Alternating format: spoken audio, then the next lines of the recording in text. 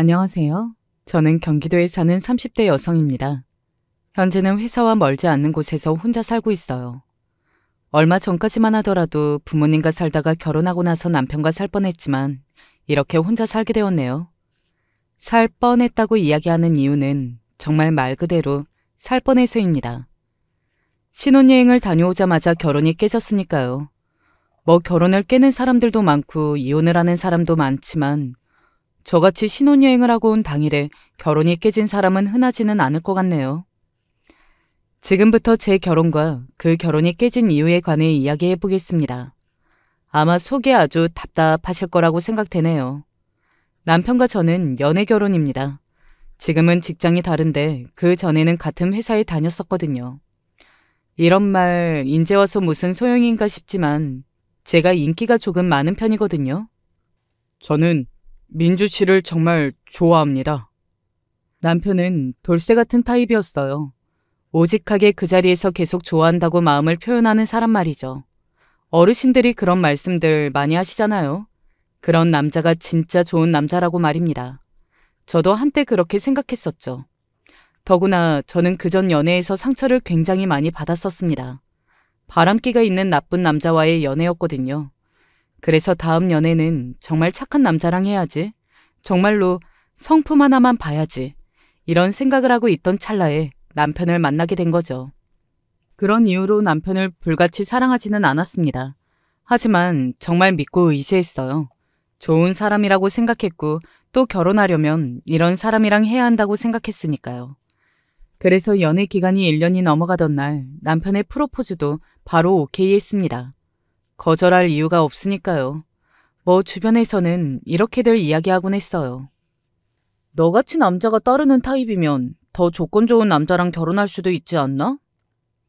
솔직히 나는 민주 네가 아까워. 하고 말이죠. 그러면 저는 그 친구들에게 이렇게 이야기했고요. 다 소용없어. 마음 편한 게 최고야. 나는 그냥 좋은 사람이면 돼. 라고 말입니다. 뭐 또 이렇게만 이야기하면 제가 남편을 사랑하지 않는 것처럼 받아들이시는 분들도 있으실 것 같은데 그건 또 절대 아니에요. 저도 남편을 사랑했습니다.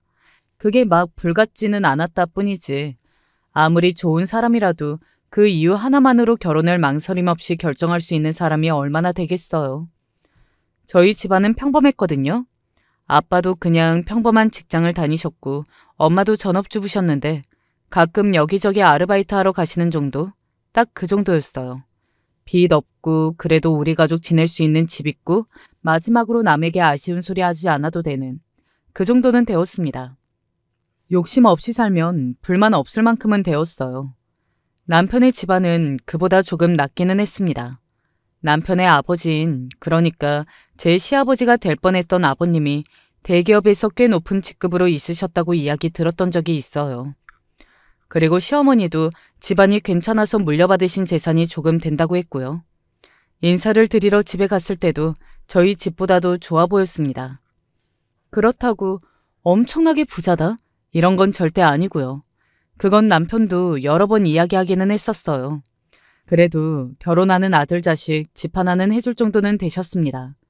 그래서 제가 시댁에 처음 인사를 갔을 때도 시어머니가 그런 이야기를 하셨었고요. 집은 우리가 해주마 라고요. 그런데 한 가지 예감이 좋지 않은 게 있기는 했었어요. 아니, 이야기하고 보니 두 가지이기는 하네요. 하나는 시아버지가 아프시다는 것이었습니다. 중풍이라고 하죠. 어느 날 쓰러지셨는데 그런 진단을 받았다고 하더라고요. 그래서 그 이후로는 몸을 제대로 쓰지 못하셔서 시어머니가 바로 옆에 달라붙어서 간호를 하고 계셨었고요. 그래서 그 부분을 저희 가족이나 친구들이 걱정을 조금 하기는 했었어요.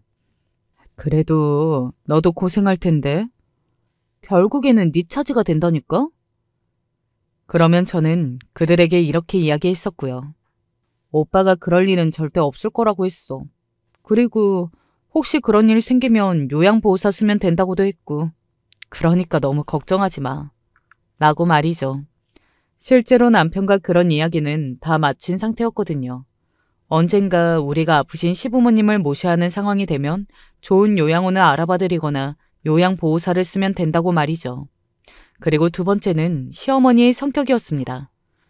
그건 첫 번째 인사를 간 날 느낀 것이었는데 약간 노골적으로 제가 마음에 안 드는 티를 낸다든지 아니면 뭔가를 해줘놓고 자꾸 생색을 낸다든지 이런 모습을 보이셨거든요.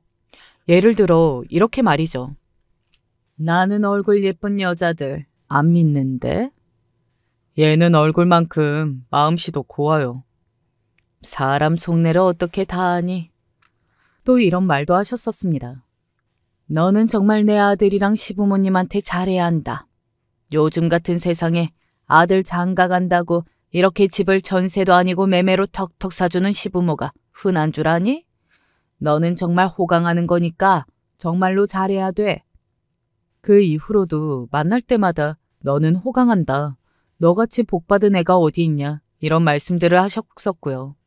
무슨 의도인지 알겠어서 더 듣기가 싫었던 것 같아요. 그 문제로 한번 남편과 결혼 전에 다퉜던 적도 있을 정도로 말입니다. 그니까 나보고 충성 맹세라도 하라는 거야 뭐야? 내가 집 사달라고 했어? 왜 그렇게 나한테 생색을 내시냐고. 나 신혼집 그렇게 받는 대가로 평생 그런 소리 듣고 살아야 하는 거면 그냥 안 받는 게 나아. 그러면 남편은 저를 가만히 보다가 꼭 껴안아줬던 것 같아요. 내가 미안해. 어머님께 잘 말씀드릴게. 그니까 마음 풀어. 응? 내가 다 미안해. 하고 말이죠. 만약에 그때 남편이 저를 그렇게 달래주지 않았더라면 그 결혼은 그렇게 성사될 리도 없었을 것 같아요. 제 성격에는 더더욱 말입니다. 남편이 시어머니께 이야기했나 보더라고요. 그 문제로 시어머니와 작은 언쟁이 있었습니다. 어느 날 저를 따로 부르시더군요. 네가 우리 애한테 뭐라고 했길래 애가 나한테 와서 그런 말을 해? 네? 저는 오빠한테 별말 안 했는데. 별말을 안 했는데 그냥 집 안 받겠다는 말을 해? 왜? 내가 생색낸다고 그 꼴 보기 싫다고 뒤에서 내 흉이라도 받니? 어? 너는 그거 받아가면서 그 정도 말도 듣기 싫어? 그 정도라고 하기에는 만나기만 하면 그 이야기로 말을 시작하셔서 헤어질 때까지 10대 번은 더 꺼내셨던 말이었습니다. 오죽하면 제가 차라리 집을 안 받는 게 낫겠다고 말했겠냐고요. 저는 정말 오빠한테 별말 안 했어요. 정말이에요. 남편이 없는 이야기를 한 것도 아니고 뭐 본인이 그런 이야기 듣기 싫다고 하면서 자기 엄마한테 이야기한 걸 텐데 제가 그렇게 잡았다면 뭘 더 할 수 있었겠어요. 그냥 저를 몇 번 더 노려보고 궁시렁거리는 거 말고는 말이죠. 그때 시어머니는 그렇게 넘겼거든요. 그래서 제가 조금 우습게 본 것 같아요. 시어머니를 다룰 수 있다고 말이죠. 그게 저의 가장 큰 착각이었다는 것을 얼마 지나지 않아 알게 되었거든요. 그렇게 한번 꼬리를 내린 시어머니는 그 이후로는 다행히 일절만 하셨습니다. 생색을 내고 싶으시다가도 입을 다무시고 참는 게 보였어요. 그래서 잠시 이 정도면 버틸만 하겠는데 하는 생각을 하기도 했고요. 그리고 한편으로는 이런 마음도 조금 있었어요. 아픈 사람 병간호하는 게 많이 힘든 일이잖아. 그리고 어디다 스트레스 풀 일도 없고. 그래서 나한테 그러시는 거 어느 정도는 이해해. 야, 너는 마음도 넓다? 네가 잘못한 것도 아닌데. 그걸 본인도 알고 있으니 요즘은 두말하려다가 참는 거겠지? 아무튼 나는 시어머니 막 믿거나 하지는 않아. 그때까지만 해도 제 마음은 그랬습니다. 안쓰러운 마음도 조금 있기는 했고요. 아마 우리가 그렇게 서로 조금씩 생각하고 양보했다면 그날과 같은 파국은 일어나지 않았을 걸로 생각해요. 뭐 결국에는 시어머니가 스스로 자신의 무덤을 판 거지만요. 예단과 훈수는 비교적 이야기가 잘 풀렸습니다. 오죽하면 엄마가 이런 말을 저에게 하셨을 정도니까요.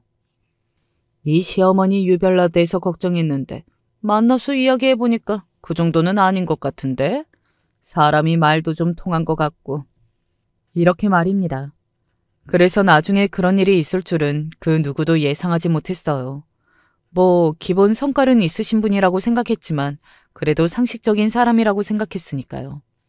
그 사달이 난 건 다름 아닌 제가 신혼여행을 다녀온 당일이었습니다. 그날은 시댁에 가기 전부터 뭔가 자꾸 마음에 안 드는 날이기는 했어요. 어머니가 집에 먼저 좀 오라시는데? 어? 원래 신행 다녀오고 나서는 처갓집에 먼저 가는 거잖아. 그래서 나도 그렇게 말씀드렸는데 급한 일이 있으신 건지 일단 먼저 오래. 아니, 무슨 급한 일이 있다고? 제가 그렇게 나올 수밖에 없었던 이유가 있었습니다. 이제 시집을 가고 나면 더 이상 우리 집에서 자는 일은 없을 거라고 엄마가 굉장히 슬퍼하셨거든요. 그러시면서도 사위 오면 그리고 딸 오면 맛있는 거 먹여야 한다고 며칠 전부터 상다리가 부러져라 상을 차려놓고 저와 남편을 기다리고 있었으니까요. 우리 집에 가서 밥만 먹고 가면 안 돼? 엄마가 진짜 며칠 전부터 준비했댔는데? 그러면 그러지 말고 우선 집에 갔다가 무슨 일인지 듣고 얼른 장모님께 가자. 지금 먼저 가면 밥이 제대로 입으로 들어가겠어. 그리고 장인 장모님도 마음이 불편하실 거고. 남편의 말을 들으니 또 그게 맞는 것 같기도 하더라고요. 그래서 그러기로 했습니다. 남편에게 몇 번이나 그러면 금방 나오는 거야? 하고 이야기하고서는 말이죠. 남편도 당연히 그러겠다고 했고요. 그런데 거기서 그런 일이 터질 줄은 몰랐습니다. 사실 남편도 모르기는 했을 거예요. 왔니? 시어머니는 굉장히 쌀쌀만진 얼굴이었고 또 어딘가 굉장히 짜증이 난 듯한 말투였습니다. 거기서 이미 저는 아, 오늘 일찍 우리 집으로 가기는 글렀구나 하는 생각이 들었어요. 무슨 일이신데요? 꼭 무슨 일이 있어야 오는 거니? 아니, 그게 아니라 어머니가 급한 일이라고 하셨어서. 급한 일은 급한 일이지. 네 아버지가 또 기저귀 가는 그 사이를 못 참고 이불에 다 실례를 하는 바람에 내가 지금까지 이불 빨래를 했는데. 아니, 물론 힘든 일인 거 너무 잘 알고 있었고 시어머니가 안타깝다고 생각했던 적도 많습니다. 하지만 신혼여행에서 막 한국에 들어온 아들네 부부를 처갓집 가는 것을 막아세우고 부를 일은 아닌 거잖아요. 이제는 다 해결됐어요. 남편이 뭐라 말하고 싶어 하는 것 같았지만 남편도 자신의 어머니가 안쓰럽기는 했는지 그냥 한숨을 한번 쉬고서는 그렇게 되묻더군요. 시어머니가 그런 남편과 저를 향해 소리를 질렀습니다.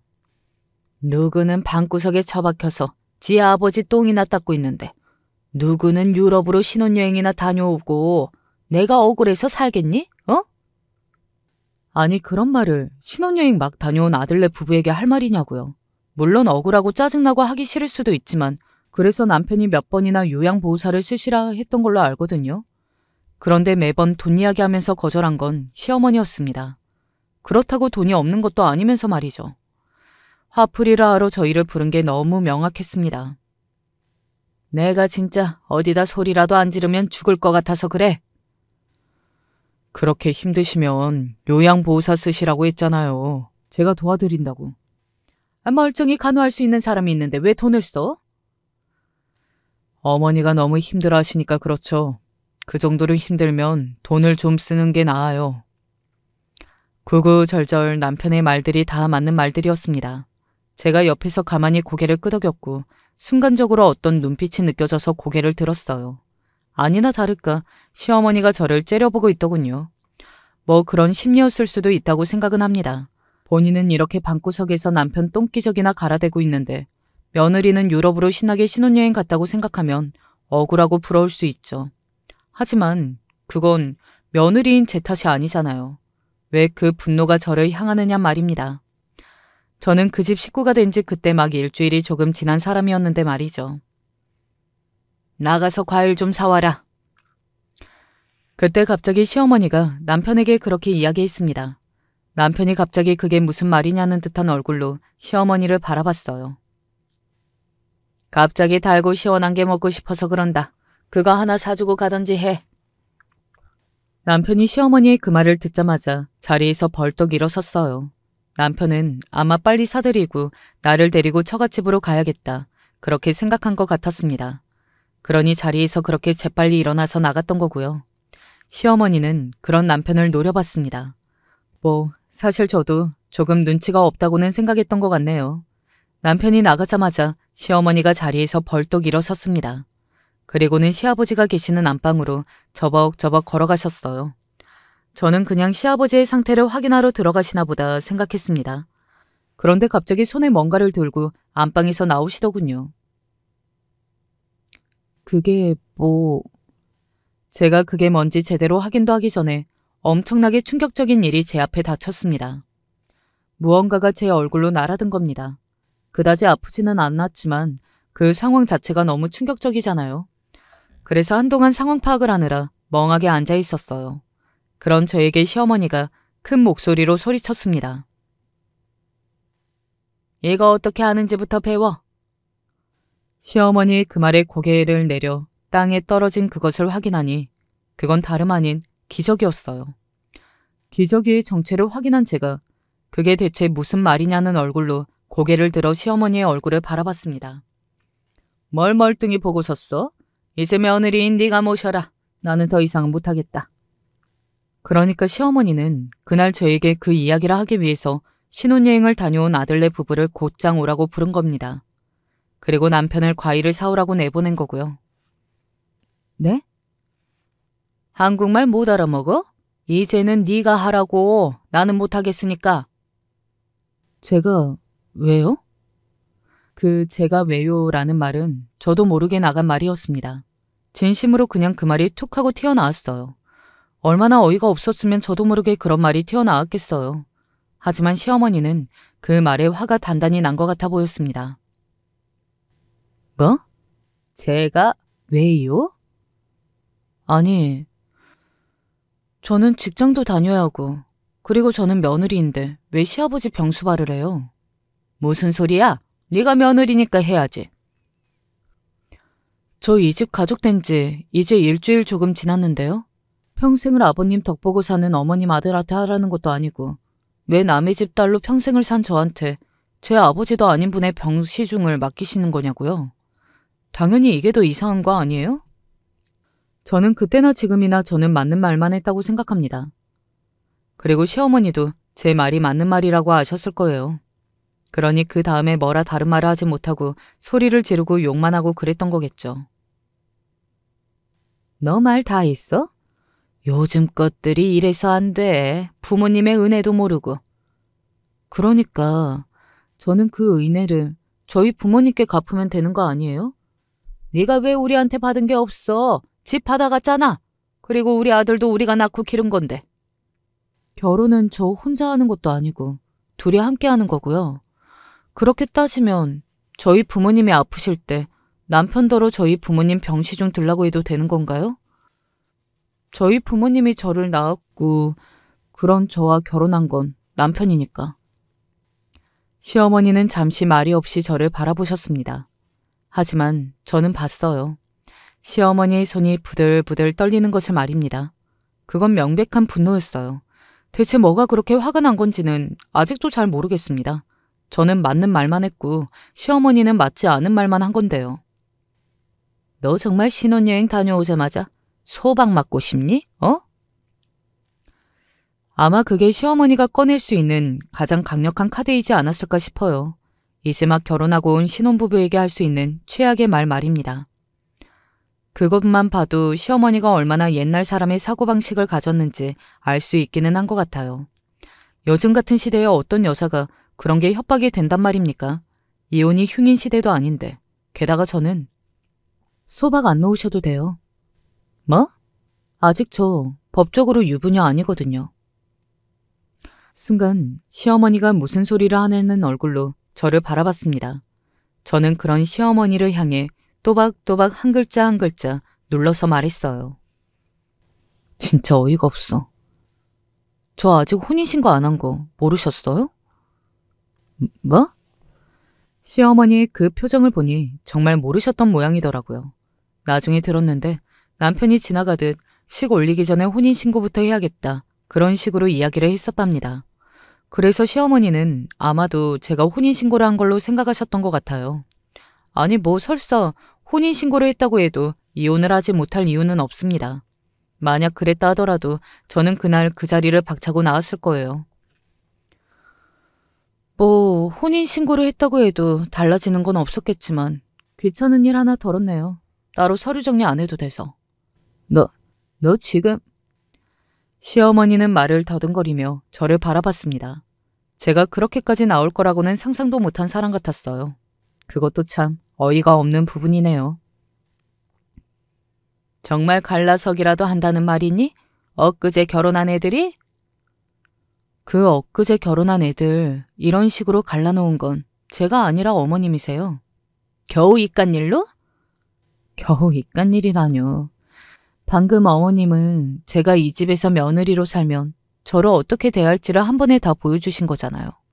제가 이 집에 살면 식모살이밖에 더 하는 거겠어요? 저는 우리 집에서는 사랑받고 자란 귀한 딸이에요. 제가 여기서 이런 대접을 받으면서 사는 게 엄청난 불효이지 않겠어요? 저는 그런 불효자식 되고 싶지 않습니다. 그렇게 단호하게 이야기하고 자리에서 일어섰습니다.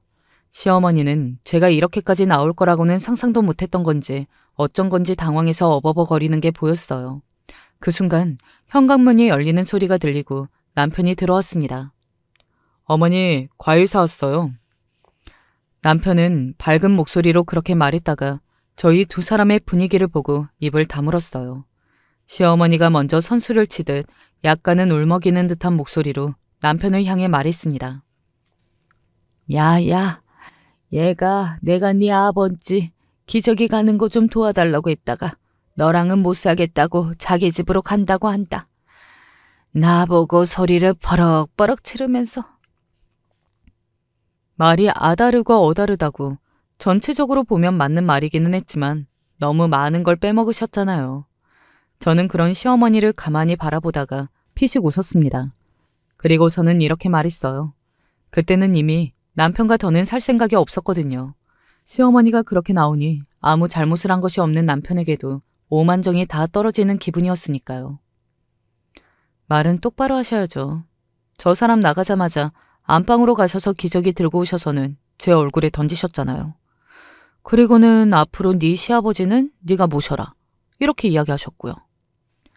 남편은 그런 제 말에 바닥에 떨어진 기저귀를 한번 보고서는 다시 저와 시어머니를 한번 번갈아 보더군요. 시어머니는 눈에 띄게 당황한 게 보였습니다. 말을 굉장히 더듬기 시작했거든요. 내가 언제 그렇게까지 이야기했니? 나는 그냥... 기저귀를 이 사람 얼굴로 던졌다는 게 정말이세요? 그게 일부러 그런 게 아니고 손이 미끄러져서. 손이 어떻게 미끄러져야 저 기저귀가 제 얼굴에 정확히 명중을 할 수 있는지 모르겠네요. 진짜 너무 신기하네. 그렇게 말하고서는 자리에서 일어섰습니다. 그리고 남편을 보고 말했어요. 나는 이런 집 며느리 못해. 그러니까 오빠랑도 못 살아. 우리 결혼은 없던 걸로 하자. 민주야, 잠시만. 잠시만. 뭐 가족이랑 연을 끊겠다는 둥 그런 소리도 하지 마. 나는 이제 오빠 얼굴만 봐도 오빠 어머니 얼굴이 떠올라서 오빠랑은 못 살 것 같으니까. 그냥 나 잡으러 오지도 말고 이대로 끝내자. 정리해야 하는 것들은 차차 정리하는 걸로 하고 나 갈게. 그렇게 이야기하고서는 그대로 그 집을 빠져나왔습니다. 제 뒤로 저를 부르는 두 사람의 목소리가 들려왔어요. 민주야, 너 거기 안 서? 너 나가면 정말 끝나는 거야. 되돌릴 수 없어. 하는 말입니다. 우습지도 않았어요. 되돌리자고 빌어도 싫다고 할 판국의 말입니다. 혼자 집으로 돌아가니 당연히 저희 부모님은 굉장히 많이 놀라셨습니다. 왜 아니겠어요? 신혼여행을 떠났던 딸이 여행이 끝나고 집으로 왔는데 혼자였으니 말이죠. 저는 놀란 눈을 뜨고 무슨 일이냐고 묻는 엄마를 보니 조금 눈물이 나오더라고요. 그냥 서러운 생각이 들었습니다. 앞서 시어머니에게 이야기했듯 저도 이 집에서 이렇게 사랑받는 자식인데 왜? 하는 생각이 들어서 말이죠. 잘했다. 그런 집은 절대 아니야. 더 살기 전에 지금이라도 깬 게 다행이다. 다행이야. 저희 부모님은 그렇게 이야기해 주셨습니다. 다른 게 아니라 이런 정상적이고 좋은 부모님을 둔 것이 최고의 복이 아닌가 하는 생각이 들었던 것 같아요. 저는 그렇게 한동안은 부모님 집에서 지냈습니다. 그러는 동안 남편과 시어머니가 번갈아가며 저를 찾아왔어요. 우선 시어머니는 처음에는 깽판을 치더군요.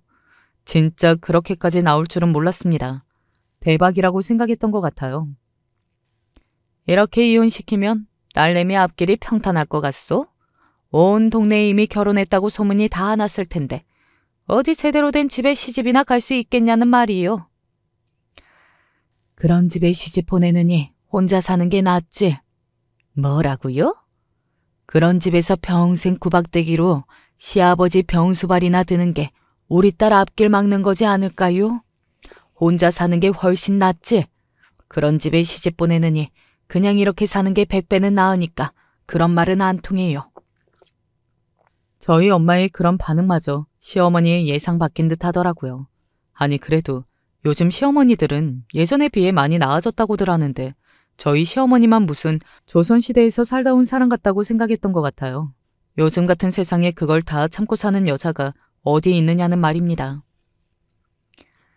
지금이 무슨 조선시대도 아니고 결혼 한번 잘못했다고 여자 인생 망한다는 건 대체 언제적 이야기입니까? 우리 딸은 앞으로 더 잘 살 테니 두고 보세요. 엄마의 그런 말에도 시어머니는 시집도 못 갈 거라는 둥, 어디 재치 자리나 알아봐야 할 거라는 둥 하면서 고래고래 소리를 한참을 지르다가 돌아가셨어요. 사실 저희 엄마도 조금 예전 사람이기는 해서 제가 이런 식으로 이혼을 하게 되면 평판 같은 게 좋지 않아질까 봐 은근히 걱정하시는 것 같았거든요. 뭐 제 생각일 뿐이지만 그때 만약에 시어머니와 남편이 석고대죄를 했다면 엄마는 마음이 조금 약해졌을 수도 있어요. 그런데 시어머니가 그렇게까지 비상식적으로 나오니 엄마도 완전히 마음을 돌린 것 같았습니다. 아이고, 조상신이 도왔다. 조상신이 도왔어. 그날 이후로 엄마는 결사반대를 외치셨고요. 남편이 집으로 찾아왔을 때도 말입니다. 어머니랑 인연 끊고 살겠습니다. 저는 민주 없으면 죽어요. 그러면 죽어. 저는 솔직히 엄마의 입에서 그런 말이 나온 건 조금 놀라기는 했던 것 같아요.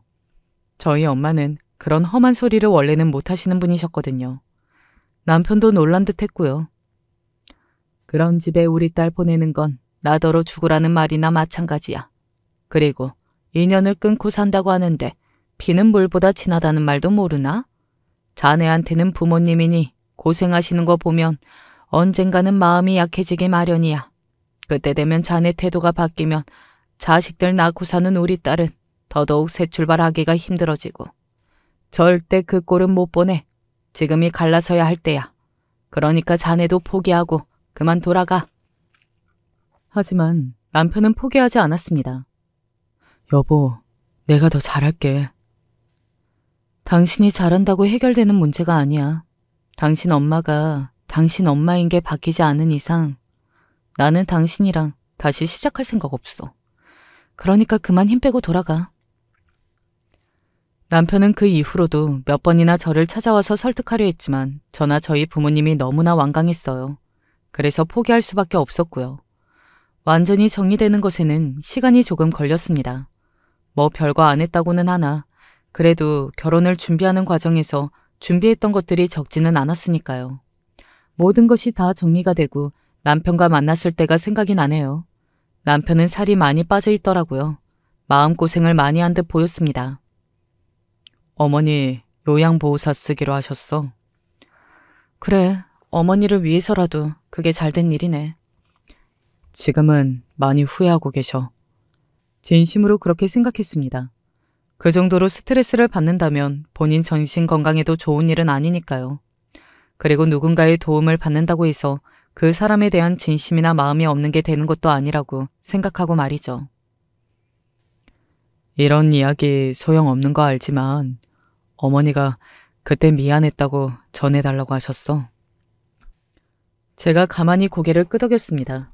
시어머니가 막 좋은 사람은 아니었어도 그 정도의 사람은 아닐 수도 있다는 생각을 그 이후에 저도 하기는 했으니까요. 그냥 그 순간에 너무 스트레스 받고 화가 나서 욱한 거라고 생각하고 그냥 그렇게 정리하려고 했어요. 사과도 받았고 이러나 저러나 잘 정리한 편이라고 생각했으니까요. 그게 마지막일 걸로 생각했던 때의 말입니다. 제가 이렇게 이야기하는 것을 보면 아시겠지만 그때가 시어머니와 저의 마지막은 아니었어요. 그 이후에 또 사건 하나가 있었거든요. 남편과 완전히 정리되었다고 생각했고 저는 독립을 했습니다. 부모님은 반대를 하셨지만 저는 혼자 한번 살아보고 싶다고 했어요. 제가 설득해서 결국은 혼자 살게 되었고요. 간간히 지인들을 통해서 남편의 소식을 전해 듣기는 했습니다. 겹치는 지인이 있었거든요. 그 사람들의 이야기로는 남편은 잘 지내는 것 같았어요. 선을 보고 다닌다는 이야기가 있더라. 그 집 어머님이 서두르시나 봐. 아무래도 나이가 좀 있는 편이니까 손주 생각하면 얼른 장가 보내고 싶으셨겠지. 예전에 남편이 한번 선으로 만나서 조건만 보고 결혼 상대를 정하는 건 꼭 자신이 상품이 된 것 같아서 싫다고 이야기했던 적이 있었거든요. 그 이야기가 떠올라서 그냥 조금 웃음이 나왔던 것 같아요. 보통 선을 보면 한 두세 번만 더 만나도 양측에서 결혼 이야기가 나오는 법이잖아요. 원래 그러려고 보는 게 선이잖아요. 그런데 남편이 한참 선을 열심히 보러 다닌다는 말을 들은 지가 오래되었는데도 결혼 소식이 안 들리더라고요. 그래서 조금 의아해하던 와중에 이런 이야기를 듣게 되었습니다. 두 번인가? 결혼까지 말 나왔었는데 다 파토났나 봐. 왜? 뭐랬더라? 한 명은 빚이 있었다는 것 같고 한 명은 홀어머니라 싫다 했대. 빚이야 그렇다 쳐도 홀어머니인 게 왜? 그 할매 눈 더럽게 높아졌어. 너보다 잘 나간다고 생각을 하는 건지 어떤 건지 그 빚도 다른 빚도 아니고 그냥 학자금 대출 포함 2천 정도 있는 거래. 그걸로 진짜 지랄을 떨었나 보더라. 그 여자가 학을 떼고 도망갔다던데? 시어머니가 이제는 정신을 차렸다고 생각했었는데 그게 아니었다는 생각이 들더라고요. 역시 사람의 본성은 쉽게 바뀌는 게 아닌가 보다 하는 생각을 했던 것 같아요. 그런데 지인들의 의미심장한 말을 하기는 했습니다. 어딘가 불안한 말이죠. 아무래도 너보다 나은 애 찾는 것 같은데. 내가 뭐가 그렇게 대단하다고. 그래도 네가 학교도 나름 괜찮은 곳 나오고 직장도 좋잖아. 빚이 있었던 것도 아니고 양친 다 계시고 뭐 하나라도 너보다 떨어지는 건 못 참나 봐. 아휴, 설마 그런 이유겠어? 그때까지는 정말로 설마 그런 이유로 아닐 걸로 생각했습니다. 하지만 그런 이유가 맞았다는 것을 머지않아 알 수 있었어요. 그리고 더 소름 끼치는 사실도 말이죠. 앞서 이야기했듯 저는 조금 인기가 있는 편이었습니다. 인물이 어디 가서 빠지지 않는 편이었거든요. 그래서 예전부터 좋다는 남자들이 많았고요. 남편과 헤어지고 나서도 얼마 지나지 않아서 몇 번의 고백을 받았지만 저는 당시에는 남자를 다시 만나고 싶지 않았거든요. 뭐랄까? 조금 질려있던 상태였기 때문에 그냥 평생 혼자 사는 것도 나쁘지 않겠다. 뭐 그런 생각을 했었습니다. 그런데 그런 저를 향해 또 꾸준히 호감을 표시했던 분이 계세요. 예전에 친구를 통해서 일 때문에 몇 번 만난 적이 있는 분이었는데 그분이 예전에 친구를 통해서 저를 소개해달라고 했다더군요. 그런데 저는 당시에는 남편과 연애하고 있었던 때라 친구가 남자친구가 있다고 이야기를 했고 말이죠. 그런데 제가 파혼을 한 사실을 알고 나서부터 몇 번이나 핑곗거리를 만들어 저를 만나고 싶어 하셨어요. 저는 그때마다 부담스러워서 거절했었고요. 그게 얼마간이 지속되다가 일 때문에 감사 인사를 전할 게 생겨서 한번 밥을 먹었던 적이 있었습니다. 그리고 저희 집까지 데려다 준다고 해서 차로 얻어 타고 집으로 왔고요. 감사합니다. 다음에 또 밥 먹자고 하면 거절하실 거죠? 제가 어색하게 웃으며 답변하지 못했어요. 좋은 분 같기는 했지만 벌써 누군가를 만난다는 게 조금 부담스러웠거든요. 뭐 물론 남편은 수십 번 선을 보고 결혼까지 2번 갈 뻔했지만요. 그래도 저는 그랬습니다. 그러면 다음에 한번 더 이렇게 식사할 핑곗거리 만들어야겠네요. 제가 어색한 웃음으로 답변을 대신하고 있을 그때였습니다. 내가 니년 이럴 줄 알았다. 어디선가 큰 소리가 나며 누군가가 등장했습니다. 그리고 등장한 그 누군가를 보고 저는 뒤로 나자빠질 뻔했어요. 다름 아닌 시어머니였거든요. 아니, 왜 그 시간에 저희 집 앞에 시어머니가 그러고 있냐는 말입니다. 여긴 어쩐 일이세요? 니년 이러고 있는 거 알고 달려왔다. 왜? 제가 뭐라고 있는데요? 결혼 깨진 지 얼마나 됐다고 남자를 만나고 다녀? 내가 니년 이런 년인 줄 알고 그랬던 거야. 알겠어? 어지간히 그 한이 맺힌 듯한 얼굴과 말소리에 정말 진심으로 어이가 없었던 것 같아요. 저는 어이가 없는 얼굴로 시어머니를 바라봤습니다. 정말 말 그대로 어이가 없었어요. 그게 지금 무슨 소리세요? 저는 지금 이혼한 지 오래고 그쪽 아드님은 선도 수십 번 본 걸로 알고 있는데 저는 만나지도 않은 분을 두고 이런 말을 들어야 한다고요? 만나지 않는 거 좋아하시네. 네가 그 얼굴로 이 남자 저 남자 홀리면서 다니는 거 누가 모를 줄 알고? 우리 아들도 그렇게 꼬여낸 거잖아. 시어머니는 제대로 피해망상 환자 같았습니다. 시어머니는 그 남자분의 차를 한번 훑어보더군요. 사업을 하시는 분이라 차가 굉장히 좋은 거였거든요. 그걸 확인하고서는 또 한 번 버튼이 눌린 것 같았습니다. 이런 비싼 차 끌고 다니는 남자 만나려고 내 아들 그렇게 찬 거지? 어? 대체 무슨 소리를 하시는 거예요? 이분이랑 저는 그런 사이 아니라니까요. 그러면 이 시간에 여자를 왜 집에 데려다 줘? 아니, 근데 제가 거기서 왜 아니라고 하면서 변명 아닌 변명을 하고 있어야 하는지 순간적으로 의문이 확 생기더라고요. 그래서 이렇게 말했습니다. 그리고 설사 무슨 사이라고 한다고 쳐도 그게 어머님이랑 무슨 상관인데요? 제 그 물음에 순간적으로 시어머니가 멈칫하더니 저를 노려봤어요. 우리 아들 같은 피해자 더 생기지 말라고 이런다. 그 사람이 어떤 피해를 보았는데요? 너한테 그렇게 차이고 나서 마음도 못 잡고 지금 선도 억지로 보고 저렇게 혼자 있지 않냐. 내 아들은 그렇게 힘들어하는데 너만 잘 지내는 꼴을 내가 볼 것 같으냐? 결국은 그거였습니다. 자기 아들은 결혼도 못하고 저러고 혼자 늙게 생겼는데 자기 말 안 듣고 뛰쳐나간 며느리가 자기 아들보다 잘난 남자를 만나는 것 같으니까 눈이 뒤집힌 거죠. 저 민주 씨랑 아직 그런 사이 아니니까 그만하시죠. 급기야는 그 남자분이 먼저 나서셨어요. 제가 너무 정말 죄송해서 몸둘 바를 모르겠더군요. 아직? 그러면 그렇게 될 수도 있다는 거요?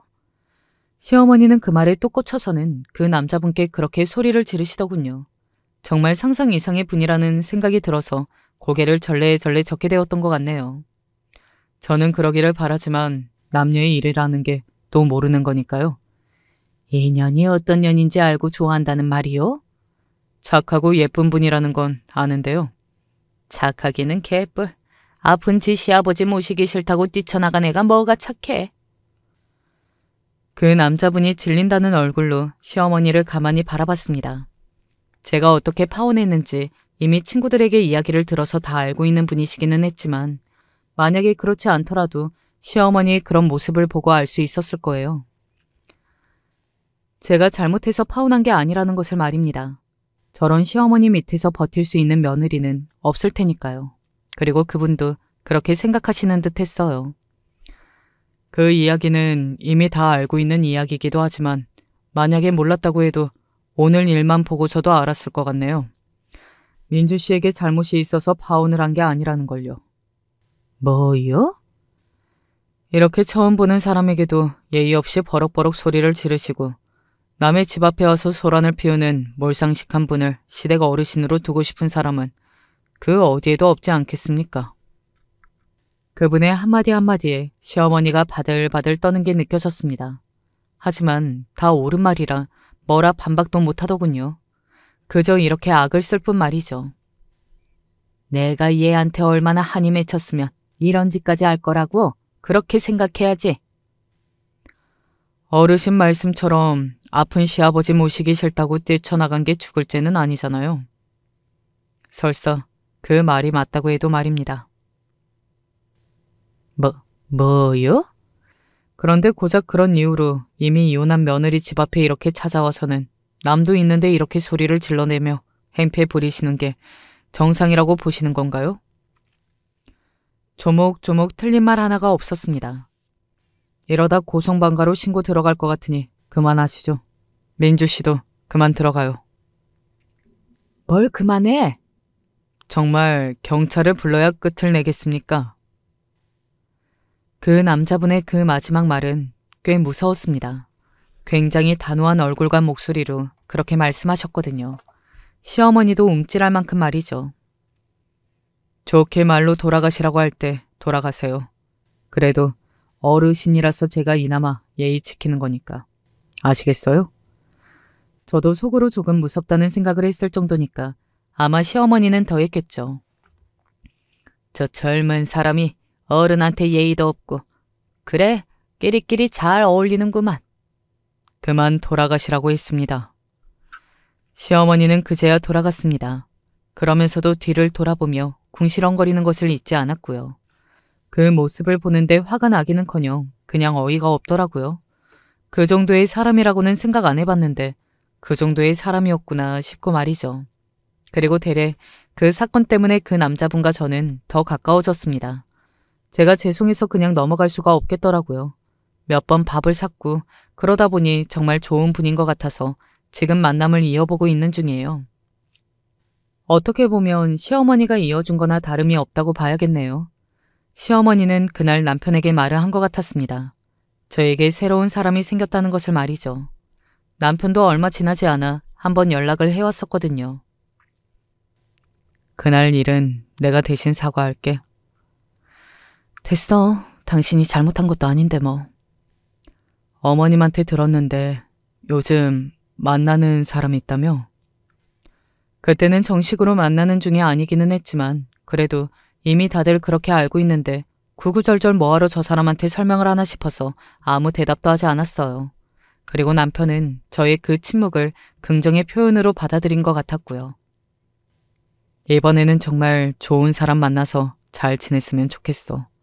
이제는 다시 연락하는 일 없을 거야. 그리고 어머님도 다시는 찾아가는 일 없을 거고 내가 잘 이야기 드렸으니까. 그걸 빌미로 또 시어머니가 남편에게 뭘 요구할지는 뻔히 보였지만 그리고 남편이 조금 안타깝다고 생각은 했지만 저는 더 이상 다른 말을 하지는 않았어요. 어차피 이미 끝난 인연이고 조금이라도 마음 둔 것 같은 티를 내고 싶지 않았습니다. 냉정하게 빨리 끊어내는 편이 남편을 위해서도 좋은 일이고 말이죠. 그 이후로도 계속해서 남편이 선을 보고 있다는 이야기는 얼핏 들었지만 그게 결실을 이루지는 못했어요. 지금까지 말이죠. 그리고 시간이 꽤 지난 뒤 이런 이야기를 듣게 되었습니다. 네 그 전 시어머니가 너에 대해서 안 좋은 소문을 퍼뜨리고 다니는 모양이야. 뭐라고? 어른들 공격 못해서 소방 맞은 거라고. 남자 관계 복잡하다고. 아, 진짜 징글징글하다. 정말 말 그대로였습니다. 절대 끝나지 않은 악몽 속으로 다시 소환된 기분이었달까요? 그때는 그런 생각마저 들더군요. 내가 불행해질 때까지 저 사람은 절대 멈추지 않겠구나 하는 뭐 그런 극단적인 생각 말입니다. 저는 이번에는 참지 않았어요. 바로 고소했습니다. 그리고 얼마 지나지 않아서 시어머니는 고소장을 받은 것 같았어요. 저에게 바로 전화가 오더군요. 이게 다 뭐니? 너 미쳤니? 저 이제 말로 안 해요. 말로 해서 되실 분이 아니라는 걸 이번에 깨달았거든요. 그러니까 더 이상 저한테 찾아오거나 건들지 마세요. 지금부터 저한테 하시는 모든 행동은 제가 다 녹음해서 고소하는데 증거로 쓸 테니까. 또 그건 겁이 나기는 났던 모양이더라고요.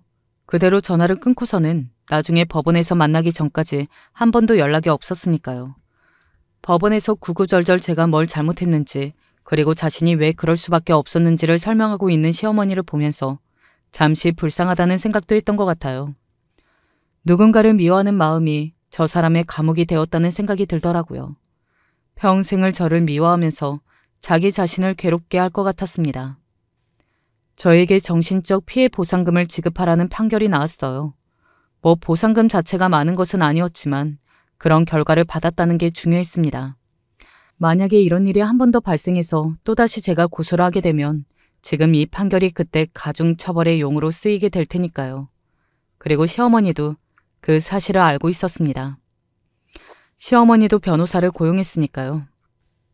다시는 뵙는 일 없었으면 좋겠습니다. 정말 진심으로 하는 말이었어요.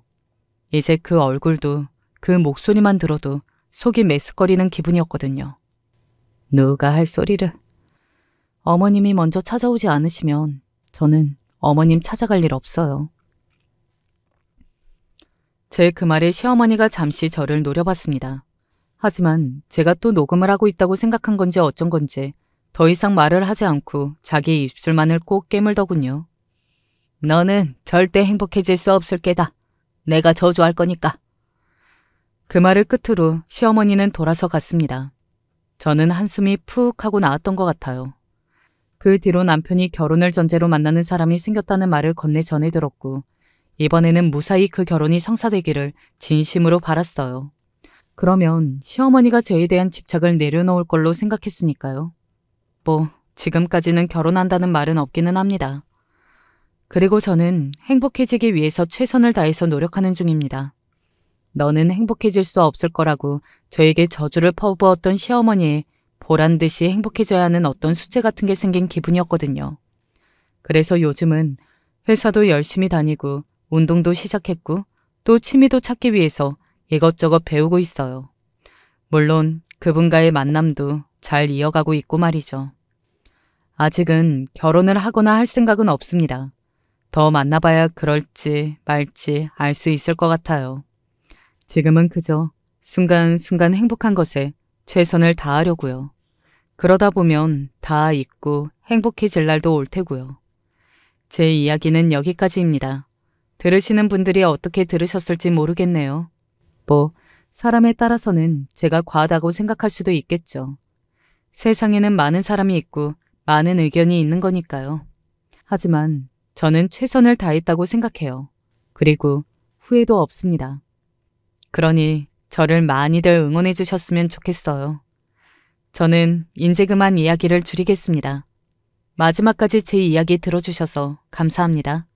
지금까지 들어주셨다는 건 그래도 조금은 제 편이니까 그래 주시지 않았을까 하네요. 요즘 따라 건강이 정말 최고라는 걸 많이 느끼거든요. 그러니 언제나 건강 조심하시기를 바라겠습니다. 제가 이런 곳에 사연을 쓰게 될 줄은 꿈에도 몰랐습니다. 30여 년 전 돌아가셨던 아버지가 저를 이렇게 살리실 줄은. 오랜만에 집 청소를 하고 밥을 안 치는데 왜 이렇게 눈물이 나던지. 보잘것없는 이야기일 수도 있으나 제 이야기를 해보겠습니다. 엄마의 얼굴은 사진을 보지 않으면 하나도 기억이 나지 않습니다. 아버지로부터 어머니가 저를 무척이나 많이 사랑했다는 이야기는 귀가 아프도록 전해 들었지만 어머니는 제가 5살이 되던 시절에 큰 병에 걸려서 몇 개월간 앓다가 돌아가셨거든요. 그래서 전 어머니 사랑 한번 제대로 못 받아본 채 어머니를 잃어야 했습니다.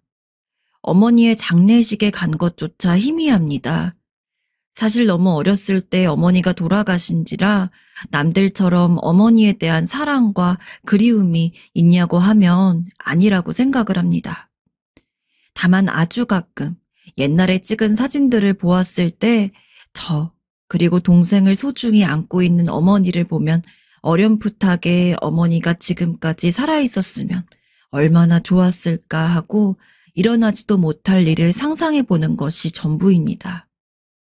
아무튼 일찍이 엄마를 여인 관계로 저와 남동생은 아버지 밑에서 살았습니다. 아버지가 아주 잘 사시는 편은 아니었지만 그래도 저랑 남동생이 배 안 굶고 먹고 살아갈 정도는 되었습니다. 요즘에야 능력 있는 사람들은 차고 넘치지만 당시 저희 아버지처럼 시골에서 오래 사신 분들은 보통 농사를 짓는 일을 하는 게 전부였는데 저희 아버지는 젊은 시절부터 공부를 하고 스스로를 발전하는데 무척이나 큰 관심을 가지고 있었다고 해요. 그래서 시골에서 있으면서도 절대 공부를 소홀히 하지 않았다고 합니다. 덕분에 나중에 서울 올라와서 제법 큰 일자리를 얻게 되었고 수시로 해외 출장을 다녀오실 정도로 능력 있는 분이었어요. 물론 어머니가 돌아가신 뒤 아직 어린 저와 남동생 때문에 한동안은 아버지도 섣불리 출장을 나가시진 못했지만 그래도 아버지의 능력과 실력이 인정받는 덕분에 홀아버지 밑에서 자람에도 불구하고 저와 남동생은 크게 힘들지 않게 성장할 수 있었습니다. 필요한 거나 사고 싶은 거 있으면 꼭 이 아빠한테 말해야 한다. 알았지? 아버지는 옛날 분들 같지 않게 자식들에게 참 다정하셨습니다. 어쩌면 어머니가 일찍 돌아가셨기 때문에 아직 어렸던 저희를 신경 써주신 것도 있겠죠. 하지만 어쨌든 아버지가 그렇게 저희를 사랑해 주신 덕분에 어머니가 없는 빈자리는 있을지언정 아버지 하나만 보고도 충분히 살아갈 수 있었습니다. 저도 동생도 아버지가 저희를 위해 얼마나 노력하는지 잘 알고 있었기 때문에 학교 다니면서 말썽 한번 부리지 않았어요. 안타깝게도 저는 공부에는 큰 재능이 없어 성적이 잘 나오진 못했지만 남동생은 공부를 하는 것도 좋아했고 기본적으로 머리도 좋은지 조금만 노력을 해도 훨씬 괜찮은 성적을 받아왔죠. 셋뿐이 없는 가족끼리 서로를 보듬 줄 알고 배려할 줄 알았기 때문에 저희는 나름대로 작은 행복에도 크게 웃을 줄 아는 가족이었습니다. 하지만 어머니가 어릴 적 돌아가셨듯 비극은 갑작스럽게 저희에게 몰아닥쳤습니다. 저희가 점점 커가면서부터 아버지는 다시 예전처럼 해외 출장을 종종 나가시고는 했습니다. 보통 한 번 나가면 적어도 3일에서 4일, 늦으면은 아주 가까이 집에 오시지 않는 날이 많았기 때문에 저나 남동생은 아버지가 해외 출장에 가는 걸 별로 좋아하지 않았습니다. 아빠, 안 가면 안 돼요? 가끔 그렇게 투정을 부리면 아버지는 저와 남동생을 웃으며 안아주며 아빠, 금방 올게 하고는 훌쩍 비행기를 타고 저 먼 나라로 떠났습니다.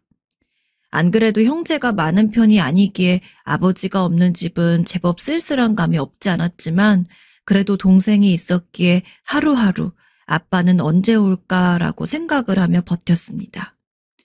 그러던 어느 날 제가 20살, 남동생이 17살 때의 일이었습니다. 그때도 여느 때와 같이 아버지는 해외 출장에 가 있었습니다. 이번에는 사흘이면은 돌아올 테니까 너무 걱정 마. 아빠가 거기서 맛있는 거 사올게. 근래 들어서 일주일 이상의 장기 출장만 나갔던 아버지였기에 간만에 반 이상 줄어든 해외 출장 기간은 저희에게 무척이나 기쁜 일일 수밖에 없었습니다. 설레는 마음으로 아버지가 돌아오기를 기다리는데 분명히 오기로 한 시간이 지나도 아버지가 집으로 오지를 않았죠. 가끔 하루 이틀 늘어나는 날도 있었기 때문에 이번에도 그런 건가 보다 싶었습니다. 하지만 5일, 6일, 일주일은 넘어가자 이건 뭔가 잘못된 것 같다는 생각이 들더군요. 그때 전화가 왔습니다. 김종철 씨 자녀분 되시나요? 네, 맞는데요. 아버지가 해외 출장을 간 나라에서 괴한에게 강도를 당해 돌아가셨다는 이야기였습니다. 졸지에 아버지를 잃게 된 저는 3살 어린 동생과 이 세상에서 어떻게 살아가야 할지를 걱정해야 했습니다. 장례조차 제대로 치르지 못했습니다. 아버지를 잃었다는 슬픔에 하루가 멀다 하고 눈물만 흘리다가 정신을 차려보니 이미 믿을 것이라곤 제 동생 단 한 명이었습니다. 누나, 우리는 친할머니 집에서 살게 될 거래. 나이가 어느 정도 있기는 했지만 그럼에도 아직 독립을 하기에는 너무 어렸기에 저희에게는 새로운 보호자가 생겼습니다. 바로 친할머니였습니다. 하지만 친할머니는 저희를 맡고 싶어 하지 않았어요. 저희를 안 버린 이유는 아마 최소한의 양심이 아니었을까 싶습니다. 아무튼 환영받지 못하는 처지이다 보니까 친할머니 집에서도 온갖 구박을 들었습니다. 그 나이 먹고 가시네가 제대로 할 줄 아는 게 뭐니 너는? 집안일을 눈치 보면서 해야 했고 조금이라도 미흡하다 싶으면 금방 친할머니의 불호령이 떨어졌습니다.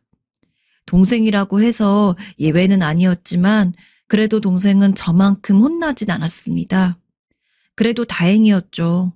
만약에 동생까지 제가 고생하는 것만큼 친할머니에게 혼이 났다면 너무나 마음이 아플 것 같았으니까요. 하지만 이유가 어찌됐던 그렇게 저희를 원치 않는 친할머니네 집에서 오래도록 지내기란 어려웠습니다. 그랬기에 동생이 성인이 되던 해 저희는 따로 나가서 살겠습니다. 그동안 돌봐주셔서 감사합니다.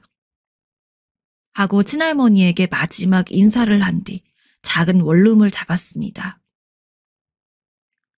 그리고 나중에 알게 된 사실이지만 저희가 살았던 집, 그리고 아버지의 재산, 그리고 보험금 등 모두 삼촌이라는 사람이 빼돌렸습니다. 그때 세상 물정 모르는 저희에게 다가와 무슨 서류에 사인을 하라고 해서 아무것도 읽지 않고 삼촌이 손가락으로 가리키는 곳에 사인을 했던 게 큰 화였습니다. 나중에 그 사실을 알고 조치를 취하려고 했지만 이미 돌이킬 순 없었습니다. 삼촌이란 사람이 도박에 빠져 모든 걸 탕진하고 혼자 저 세상으로 가버렸거든요. 아무튼 그때부턴 동생도 저도 각자 먹고 살 길 찾느라 참 바빴어요. 녹초가 되어서 집에 들어오다 보니까 어릴 때처럼 웃으며 떠들 시간도 없고 힘들 때마다 돌아가신 아버지 생각, 그리고 어머니 생각은 났지만 제가 뭐 어떻게 할 수 있는 것도 없었기에 애써 차오르는 눈물을 꾹 참고 일에만 매진했습니다. 제 주변 사람들이 저 일하는 거 보고 아유, 정말 돈독 제대로 올랐네 라고 혀를 찰 정도였습니다. 하지만 저는 돈독이 오른 게 아닙니다. 동생과 밥이라도 제대로 챙겨 먹으면서 살려면 그렇게 하지 않고는 버틸 수 없는 환경이었기 때문이었습니다. 일을 하면서 사회에서 만난 이들과는 진심으로 마음을 줄 사람이 없었고 학교를 다닐 적에 사귀었던 친구들은 제가 친할머니와 살게 되면서 전부 뿔뿔이 흩어졌습니다. 마음 둘 곳이라고는 동생밖에 없었지만 동생도 사회생활 하느라 힘들 텐데 그냥 친구에게 하듯이 가벼운 투정을 짐처럼 얹어줄 수는 없었기에 가끔 외롭고 쓸쓸한 생각이 들더라도 혼자 참아야만 했습니다. 그래도 쥐구멍에는 볕들 날이 있다고 평생 혼자 살아가게 될 거라고 생각했던 저에게 사랑이 찾아왔습니다. 바로 지금의 남편이었죠. 생각해보면 남편과 만나게 된 건 참 우연의 연속이었습니다. 일적으로 중요한 약속이 있어서 약속 장소에 가는 길에 제 앞을 지나가던 한 남자가 지갑을 떨어뜨렸습니다. 지갑을 주워든 뒤 바로 찾아서 주려고 했지만 어찌나 걸음이 그렇게 빠른지 하는 수 없이 종종 걸음으로 남자의 뒤를 따라가는데 마침 방향이 제가 가야 할 약속 장소랑 똑같더라고요. 별 신기한 우연도 다 있네 하며 생각을 하는데 마침내 약속 장소였던 카페까지 똑같은 것을 보고서 순간 혹시나 했습니다. 그래서 남자가 자리에 앉자마자 빠르게 옆으로 가서는 혹시 오늘 3시에 약속 있던 하고 말끝을 흐렸습니다. 제 물음에 맞다고 고개를 끄덕이는 남자에게 주었던 지갑을 건네고 맞은편에 앉아 이야기를 나누었습니다. 지갑을 떨어뜨린지도 몰랐다며 고맙다고 하는데 그동안 업무적으로 여러 사람들 만나왔지만 이런 상황은 처음이라 웃음이 나더라고요. 당시 남편도 그렇게 생각을 했던 모양인지 저희는 일 이야기를 하면서도 중간중간 서로의 개인적인 것들에 대해서도 질문을 하고는 했습니다.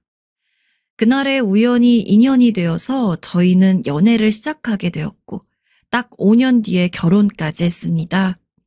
덕분에 저와 남동생 둘이 살던 집에서는 남동생이 혼자 살게 되었고 저는 원래 집에서 멀지 않은 곳에 새 신혼집을 잡고 남편과 단둘이 거주하게 되었죠. 그 뒤로 쉰이 가까운 나이까지 어찌저찌 부부로서 잘 살았습니다. 남편은 아내를 존중해주는 남자였고 저 역시 남편을 있는 그대로 존중했기에 부부싸움도 한 번 안 하고 잘 살았어요. 하지만 서로 아이 생각이 없었다 보니까 꽤 오랜 시간이 흐른 뒤에 아이를 낳게 되었는데 그 덕분에 지금 이 나이를 먹고도 두 아이 모두 초등학생 고학년밖에 되질 않았죠. 근데 어차피 아이를 낳을 거였으면 조금 더 빨리 출산을 할 걸 그랬습니다. 남편은 30대가 되었을 때 사업을 시작을 하게 되었는데 그래도 벌이가 나쁘지 않았습니다. 근데 정말 심각할 정도로 사업이 쫄딱 망해버렸어요. 초반에는 저나 남편이나 사업 한번 살려보겠다고 아등바등이었습니다. 여보, 연락되는 사람 있어? 나는 아무도 전화를 안 받네. 나도 그래. 당장 갚아야 하는 돈은 어쩌지? 하지만 결국 사업을 살리려고 해도 돈이 필요했습니다. 그러나 사업이 망하면서 당연히 저희가 벌어둔 돈도 몽땅 빚을 갚는 데 써야 했고 그조차도 모자라서 대출까지 받았습니다. 하지만 아무리 가능한 만큼 돈을 끌어와도 어쩌면 그렇게 돈 들어갈 구석이 새로이 나오고 그러는지 전 남편이나 아는 지인이 많은 것도 아니었기 때문에 주변에서 돈을 빌리는 것도 힘들었습니다. 그러다가 정말 갈 때까지 가서 그나마 하나 있는 집까지 경매로 넘어가게 생기고 말았죠. 아직 어린 우리 애들은 어떡하지? 불쌍한 내 새끼들 어떡하면 좋아 여보. 어떻게든 해봐야지. 어떻게든. 아이를 낳았을 때 누구보다 좋은 부모가 되어주고 싶었습니다. 정신적으로 의지가 되는 부모는 물론 물질적으로도 아이들이 해주고 싶은 거 다 해줄 수 있는 그런 멋진 부모가 되기를 꿈꾸었습니다. 하고 싶은 것도 되고 싶은 것도 많은 욕심이 있는 아이들이었기에 그동안 원하는 게 있으면 다 해보라고 하고 저나 남편은 그에 대해 아낌없이 지원을 해주었습니다. 하지만 집이 경매로 넘어가게 생긴 상황에서 아이들 학원비를 낼 돈이 있을 리가 있겠습니까? 아이들이 잘 다니던 학원도 끊어야만 했기에 저희는 부모로서 죄인이 되었습니다. 계속 다니고 싶다고 투정도 부릴 만한데 괜찮아요. 학원 안 다녀도 돼요. 라고 말하는 아이들이 안쓰러워서 하루에도 몇 번씩 화장실을 문을 잠그고 숨어 숨죽여 울곤 했습니다. 그리고 그럴 때마다 아이들은 제 마음을 안다는 듯 저에게 안겨 엄마, 울지 마 라고 말하곤 했어요. 그리고 저는 지하철역 앞에서 홍보지 돌리는 일도 하며 아주 작은 푼돈이라도 못 벌어 안달이었습니다. 정말 매일이 눈물바다였지만 울지 않기 위해 다짐하고 다짐하는 그런 일상의 연속이었습니다. 남편은 남편대로 반드시 어떻게든 돈을 빌려보겠다며 아주 오래전에 연락이 끊긴 지인들까지 찾아다니는 것 같았는데 매번 실패를 했죠. 집으로 돌아오는 길 어두운 남편의 얼굴을 잊을 수가 없습니다. 생전 술도 입에 안 대던 사람이 술까지 먹고 들어와 신세 한탄을 했습니다. 그 모습을 보는데 마음이 참 아팠습니다. 저는 남편이나 누구보다 열심히 살았다고 자부합니다. 하지만 저희 잘못도 아닌 상황에서 대체 누구를 원망해야 할까요? 솔직히 원망한다고 해서 망한 사업이 다시 돌아오는 것도 아니지만 너무 힘들어서 누구 멱살이라도 붙잡고 소리를 지르지 않으면 견디기가 어려울 정도였습니다. 그렇게 힘들게 하루하루 살아나가고 있을 무렵 모르는 번호로 전화가 왔습니다. 아직도 그날을 생각하면 너무나 기적 같고 믿기지가 않아 손이 떨려올 정도입니다. 김종철 씨 따님 맞으시죠? 라고 묻는 중년 남자의 목소리는 저에겐 무척이나 낯설었습니다. 그래서 저도 모르게 경계하게 되었어요.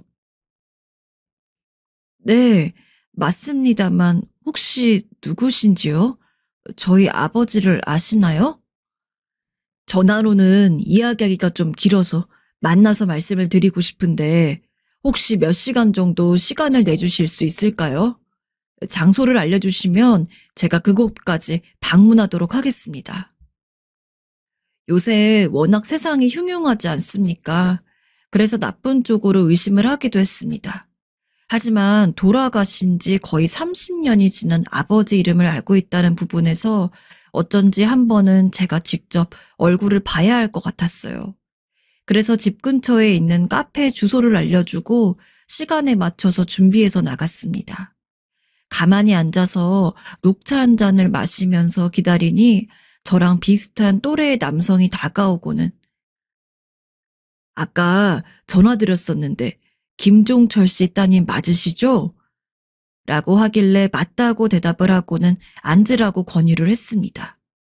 혹시 얼굴을 보면 아는 사람일까 싶었지만 목소리가 낯설었듯 얼굴도 낯설었습니다. 그리고 그건 그 남자도 별로 다를 바 없어 보였어요. 저희 아버지 이름을 알고 계셔서 나오긴 했는데 혹시 저는 어떤 이유로 알고 계시는지 여쭤봐도 될까요? 차근차근 이야기를 해드리겠습니다. 그러려면 저희 아버지 이야기부터 먼저 해야겠네요. 저희 아버지는 2주 전에 돌아가셨습니다. 그리고 아버지는 저에게 유언장을 남겼는데 그 유언장에는 김종철 씨 따님인 김예은 씨에게 3억 원을 드리란 내용이 적혀 있었습니다. 네? 저한테 3억 원이요? 너무도 놀라운 이야기였습니다. 생판 처음 보는 남자의 아버지가 저에게 3억 원을 남겼다니. 그게 저한테 남겨졌다니 더욱더 믿기지가 않았습니다. 그런 제 반응을 보더니 남자는 말을 이어갔습니다. 저는 어렸을 때부터 저희 아버지한테 들어온 이야기가 있었어요. 바로 김종철 씨, 즉 김예은 씨 아버님에 관한 이야기였습니다. 저희 아버지가 저를 낳기 전에 사업도 실패하고 일자리를 구하기가 너무 힘들어서 극단적인 생각까지 했었던 때가 있다고 합니다. 그리고 김예은 씨 아버님은 저희 아버지의 지인이었던 모양이에요. 저희 아버지 성격이 좀 답답한 면이 있으세요. 그래서 힘든데도 남한테 도움을 구하질 못하시죠. 근데 어떻게 아시고 김종철 씨가 저희 아버지에게 그 당시에 정말 큰 돈인 1,000만 원을 송금했다고 합니다. 그리고는 갚지 않아도 되니 이 돈으로 꼭 성공해서 편하게 살라고 했다고 해요. 살아생전 아버지는 주변에 힘들어하는 사람들을 두고 보지 못하는 성격이었습니다. 그래서 기부도 자주 하시고 적선도 자주 하시고 본인이 아는 사람들에 한해서도 누군가 돈을 빌려달라고 하면은 이유도 묻지 않고 덥석덥석 빌려주시는 분이었습니다.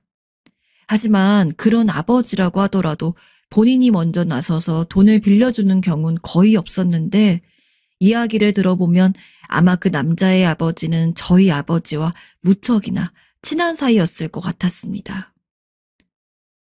비록 돈을 갚지 않아도 된다는 말을 듣긴 했지만 아버진 김종철 씨에게 최대한 빠르게 돈을 갚고 싶었다고 해요. 하지만 어찌어찌 생계는 이어가고 있었지만 도저히 1,000만 원이란 돈이 모이지가 않아서 한동안 염치가 없어 예은 씨 아버지에게 연락도 못 하셨다고 합니다. 그래도 아버지는 돈을 모으는 걸 포기하지 않았어요. 그러다가 우연치 않게 사업이 잘 되어서 아버지가 큰 돈을 벌었고 그제서야 아버지는 예은 씨 아버지에게 연락을 하려고 했다고 합니다. 하지만 이미 그때는 김종철 씨가 돌아가신 이후였다고 했죠. 네, 저희 아버지가 돌아가신 지 30년 정도가 지났으니까요. 꽤 일찍 돌아가신 편이었습니다. 그 뒤로 아버진 가슴속에 묻어만 두었다고 합니다. 그런데 1년 전부터 큰 병에 걸려 투병 생활을 하시면서 김예은 씨한테 자신이 받은 은혜를 갚아줘야 한다고 생각하셨던 것 같아요. 저에게 계속 그 이야기만 줄곧 하셨거든요. 근데 어떤 타이밍이 가장 좋을지 몰라서 계속 귀에만 엿보고 있다가 아버지가 갑자기 돌아가시는 바람에 아들인 제가 예은 씨에게 대신 그 은혜를 드리려고 만나자고 한 겁니다. 말을 끝낸 남자는 제게 계좌번호를 물어봤습니다. 너무 당황스럽기도 했지만 저도 경제적으로 상황이 궁핍하다 보니 어느 순간 제 입에서는 계좌번호가 흘러나오고 있었습니다. 그리고 채 몇 분도 지나지 않아 핸드폰에 띵동 알람 소리가 들려서 확인해 보니 1억도 2억도 아닌 무려 3억이 들어있었죠. 이미 3억을 줄 거라고 들은 상태이긴 했지만 직접 통장에 찍힌 숫자를 보는 것은 느낌이 달랐습니다. 제가 아무런 말도 못하고 있자 남자는 말을 이었습니다.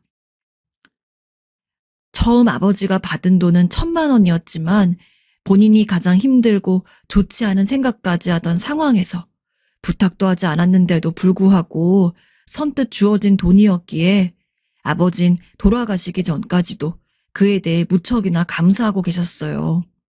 그렇기 때문에 돈을 받은 지 오랜 시간이 지났지만 이자 겸 미안한 마음과 고마운 마음까지 합해서 꼭 3억을 전해주라고 저에게 이야기해 주셨습니다. 멍하니 그 돈을 보고 있는데 문득 제 결혼식이 생각이 났습니다. 당시 남편과 결혼을 할 때 지인이 많이 없었던지라 무척이나 조촐한 결혼식을 했었는데 5만 원, 10만 원, 대부분 사람들이 내는 축의금 금액 사이에서 무려 1,000만 원을 넣어준 사람이 있었습니다. 누군지 알고 싶었지만 봉투에는 그저 아빠의 친구라고만 쓰여 있었기에 저는 그분에게 감사 인사 한번 할 수가 없었죠. 대체 아빠 친구 중에 누가 나한테 1,000만 원이란 돈을 축의금으로 보냈을까? 평소 아버지의 주변 관계에 대해서 알 일이 없었기 때문에 궁금해한다고 해도 제가 알아낼 수 있는 방법은 없었습니다. 그렇게 놀라웠던 1,000만 원어치 축의금은 세월의 흐름에 따라서 점차 잊혀져 가고 있었는데 어쩐지 지금 눈앞에 있는 이 남자의 아버지라는 사람이 그 1,000만 원어치 축의금의 주인공이 아닐까 싶었습니다. 하지만 아들이라고는 해도 그런 세세한 부분까진 모를 수도 있고 당장 중요한 것은 이 3억이 제 통장에 입금되었다는 거였어요. 그런데 이상하게 부담감이 밀려왔습니다. 너무 감사하긴 한데요. 저희 아버지가 빌려주신 돈은 1,000만 원이었고 아무리 이자니 뭐니 하지만 이렇게 큰 돈을 선뜻 받아도 될런지 조심스럽습니다. 아버지는 이미 아주 오래전부터 꼭 마음의 빚을 갚고 싶어 했어요. 지금은 안 계시니 예은 씨가 이 돈을 받으시는 게 맞죠. 이거 받으셔야 저희 아버지도 마음 편히 이승 떠나서 천국에 가실 수 있어요. 그러니 너무 미안해하지 않으셔도 됩니다. 받을 돈 받는 거니까요. 만약 이 돈을 안 받으시면 하늘나라에서 저희 아버지가 슬퍼하실 것 같습니다. 결국 저는 너무 감사하다는 말을 연거푸 말하며 집으로 돌아오는데 가슴이 너무 쿵쾅거렸습니다. 그러다가 문득 남동생이 생각이 났죠. 아마 제가 장녀였기에 편의상 제 이름만 말했을 테고 결국 아버지 덕분에 이렇게 큰 돈이 생긴 것인 만큼 남동생과도 당연히 반을 나누어야 했습니다. 그래서 바로 집에 가지 않고 남동생에게 연락을 해서 정말 중요한 일 있으니까 너 집에 그대로 있어. 나 지금 갈게. 라고 이야기를 하고는 남동생이 사는 집으로 향했습니다. 누나, 갑자기 무슨 일이야? 라고 물어보는 남동생을 자리에 앉혀놓고서 무슨 일이 있었는지 하나하나 천천히 설명을 했습니다. 아버지가 살아계실 적 친구에게 빌려줬던 1,000만 원 이야기부터 시작해서 지금은 돌아가신 친구분이 자기 아들을 시켜 우리에게 3억 원을 준 일까지. 동생도 예상치도 못했던 상황에 얼떨떨한 느낌이었습니다. 당연히 저도 그랬으니까요. 이건 아버지 돈이니까 너랑 똑같이 반반 나눠야 할 것 같아. 계좌번호 불러봐. 바로 너한테 1억 5천만 원 보낼게. 하지만 동생은 제 말에도 아무런 대꾸 없이 무언가를 생각하는 표정으로 한참 동안 침묵했습니다. 그러더니 저를 보고 웃더라고요. 아니야. 나는 지금 그렇게 큰 돈은 필요 없는걸. 지금도 충분히 나 혼자 잘 먹고 살 수 있고. 하지만 나랑 다르게 누나는 지금 큰 돈이 필요한 상황이잖아. 그러니까 그 사람이 보내주는 3억은 누나랑 매형 사업 살리는데 보태. 그리고 나중에 사업 잘 되면은 그때 나한테 1억 5천만 원을 줘. 대신 사업 성공하면 제대로 갚아야 한다. 미리 말씀드리지만 동생이라고 해서 아주 여유 있게 사는 것도 아니었습니다. 결혼을 안 해서 혼자 살고 있긴 했어도 지금 당장 이렇게 큰 돈을 받으면 한동안은 하고 싶은 것도 하면서 살 수 있었을 텐데 부족한 누나를 배려하겠답시고 저렇게 이야기해주는 동생이 너무 고마워서 하마터면 주책맞게 눈물이 날 뻔했습니다. 염치 없지만 동생 말대로 저희 집은 당장 사업으로 인해서 쌓인 빚들을 갚는 것이 너무도 급했기에 동생 손을 꼭 잡고 고맙다고 수십 번을 인사하고 집에 왔습니다. 어떻게 하늘에 계시는 아버지가 내 상황을 알았을까요? 정말 열심히 살면 기회가 온다는 말이 있는데 그게 사실인 건지. 일단 그 3억으로 당장 급한 빚도 갚고 남편 사업을 위해서 노력하고 있는데 매일같이 우중충해 있던 남편의 얼굴이 오랜만에 활짝 핀 것을 보니까 저도 너무 기분이 좋고 앞으로 살아갈 의욕이 납니다. 전 이 3억을 돌아가신 아버지가 저희를 불쌍하게 여겨서 보내준 어떠한 사랑이라고 생각하고 있습니다. 지금까지도 그랬지만 앞으로는 더 열심히 살겠습니다. 다시 태어나는 기분으로 정말 열심히 살아서 동생한테 1억 5천만 원 갚고 행복하게 힘내보려고 해요. 여러분들도 아무리 힘든 일이 있다고 하더라도 포기하지 마시고 희망차게 살아보세요. 분명 여러분들이 예상치도 못한 곳에서 복이 올 수도 있습니다. 안녕하세요. 이런 일을 어디에 털어놓을 수 있을까 싶어 끙끙 앓다가 마음을 다잡고 한번 써봅니다. 여러분의 조언이 필요한 일이에요. 먼저 본론에 들어가기에 앞서 남편과 제 얘기를 먼저 해야 할 것 같네요. 남편과 저는 어렸을 때부터 친구였어요. 학교에서 만난 반 친구나 유치원에서 만난 친구는 아니고 부모님들께서 막역한 친구 사이셔서 저희를 데리고 부부 동반 모임도 하시고 일이 있을 때는 서로의 집에 맡겨져 놀기도 하면서 자연스럽게 친구가 된 사이예요. 나이도 같았고요. 소위 말하는 소꿉친구의 정석이라면 딱 맞겠네요. 서로 집도 가까워서 학창시절에도 같은 학교를 다니기도 하고 쭉 연락하면서 놀이공원이다, 카페다, 노래방이다 놀러 다니며 어울리다 보니 연애 감정도 자연스럽게 생겼네요. 처음에는 헤어짐이 두려워서 서로 친구로만 지내자 못을 박아두었어요. 그렇잖아요. 유년 시절, 청소년 시절의 대부분을 차지하는 좋은 친구를 잃으면 너무 슬프고 사진 앨범을 봐도 서로의 지분이 엄청 높은데 헤어지고 나면 얼마나 슬프겠어요. 저는 그때 앨범을 열어볼 때마다 슬퍼지기 싫었어요. 사귀었던 시간을 부정하면서 고백하지 말걸 하고 후회하고 싶지가 않았어요. 헤어지고 나면 남보다 못한 관계가 되는 것보다 좋아하는 마음을 숨기고 숨겨서 계속 좋은 친구로 있는 게 나으니까. 그런데도 신기하게 그렇게 서로 못을 박아놨는데도 불구하고 계속 마음이 가더라고요. 이상할 정도로. 사람 마음이라는 게 참 복잡한 것 같아요. 아마 남편도 똑같았나 봐요.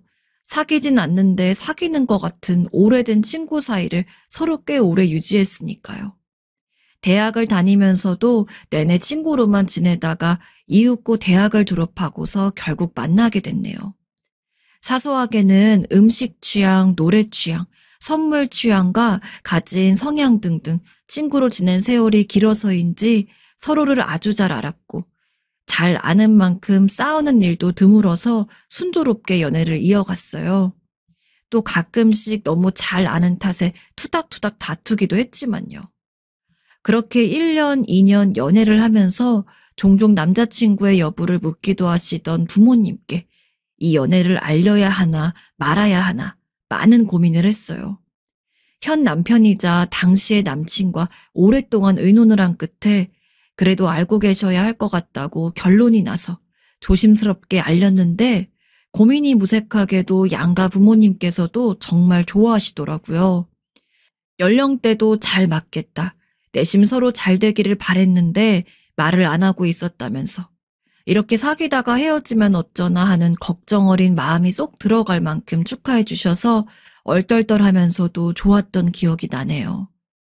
그 뒤로는 농담처럼 진담처럼 둘은 언제쯤 결혼할 거니 하는 말을 떼내 들었던 것 같아요. 그리고 어쩌다 보니 순조롭기 그지없는 연애를 몇 년쯤 더 하다가 양가 부모님의 바람처럼 정말 결혼도 하게 됐네요. 어머나, 경사네, 경사. 그래, 잘 생각했어. 이제 우리 지수랑 정말 가족이 되는 건가? 아유, 든든한 아들도 하나 있었으면 했는데 이렇게 생기네. 김서방, 앞으로 우리 지수 잘 부탁하네. 응? 잘 부탁해.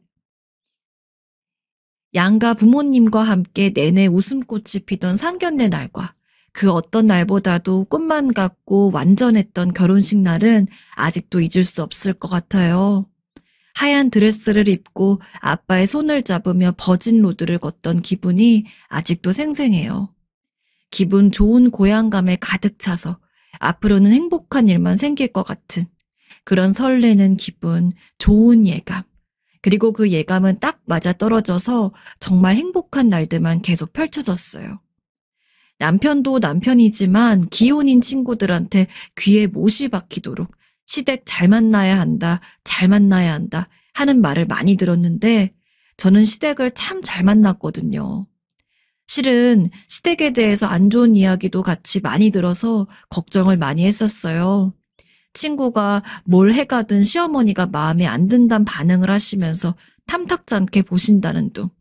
친구가 직장에 다니는데도 매일 오전 10시쯤 시어머니가 전화를 하시는데 안 받으면 받을 때까지 전화를 하신다는 둥. 주말마다 신혼집에 이른 아침부터 시어머니가 불쑥 찾아오셔서 하루 종일 있다가 가신다는 둥. 이혼한 친구가 한둘이 아니었거든요. 결혼 전엔 좋은 분이신 줄 알았는데 막상 결혼을 하고 보니 그런 분이 아니더라 라는 말도 들었던 터라 더욱 그랬었던 것 같아요. 물론 어머님이 그러실 분이 아니라는 건 알았지만 만약이라는 가능성은 언제나 사람을 떨리게 하는 법이었죠. 하지만 만약은 일어나지 않았고 한껏 긴장으로 부풀어 올랐던 마음이 한순간에 쪼그라들었네요. 저한테는 정말 다행인 얘기였어요. 어머님께서 절 참 마음에 들어 하시고 정말 딸처럼 대해주셨거든요. 어떤 때는 남편이 서운해할 정도로 남편보다 더 저를 챙겨주시기도 했어요. 시댁에 가서 밥을 먹을 때 남편 좋아하는 반찬은 한두 가지 있을까 말까 하는데 제가 좋아하는 반찬은 한가득 있다든지 좋은 걸 보시면 저부터 챙겨주신다든지 하는 식으로요. 남편이 어머님께 투정처럼 대체 누가 자식인지 모르겠다 며 장난 반 진담 반으로 서운함을 토로하면 아들, 지수 좀 봐. 얼마나 예쁘니? 너도 지수 반만 닮아봐라. 아유, 다 크니 시커매가지고. 라면서 장난기 가득한 말을 하시기도 했고요. 이렇게 어머님도 어머님이신데 특히 며느리 사랑은 시아버지라고 아버님께서도 우리 딸 뭐 갖고 싶은 거 없어? 딸 먹고 싶은 거 있으면 언제든 말해. 아빠가 다 사줄게. 이렇게 무거운 걸 들고 어떻게 혼자 가려고 그래. 아빠가 태워다 줄게.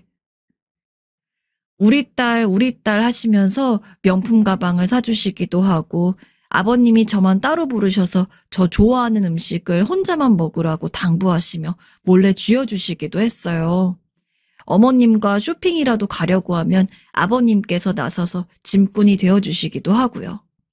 저는 그런 아버님과 어머님께 너무 감사해서 시댁에 더 잘하려고 정말 많이 노력했네요.